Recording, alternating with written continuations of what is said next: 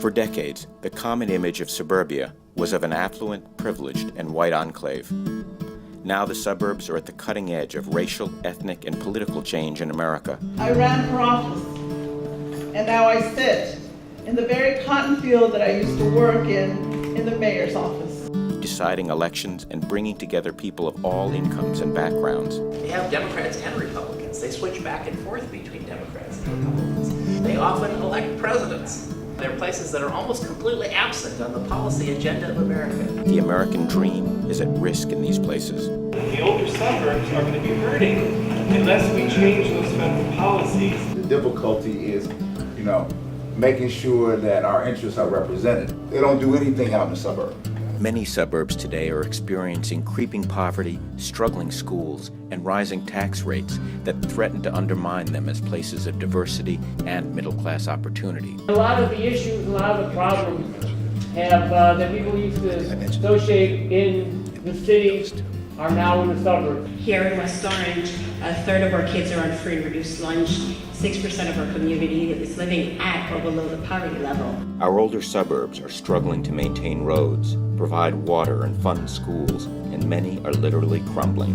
One of the key components about trying to revitalize our communities is the whole area of infrastructure. In 2009, Building One America was formed to address the pressures facing diverse middle-class communities through fair housing, better school and infrastructure investments, with a bipartisan approach to community organizing. I challenge anybody in this audience to walk out of here and point to me a Democratic bridge or a Republican road. They organized the first ever White House Forum on middle-class suburbs, held a dozen roundtables, public meetings, and regional summits with legislators and members of Congress from both parties, and won state-level victories around housing, transportation, and school funding. I'm involved with Building One America because I don't see any other way for this country to prosper without creating stable, inclusive, middle-class communities that work for everyone. One of its state chapters, Building One New Jersey, became a key partner in getting a $5 million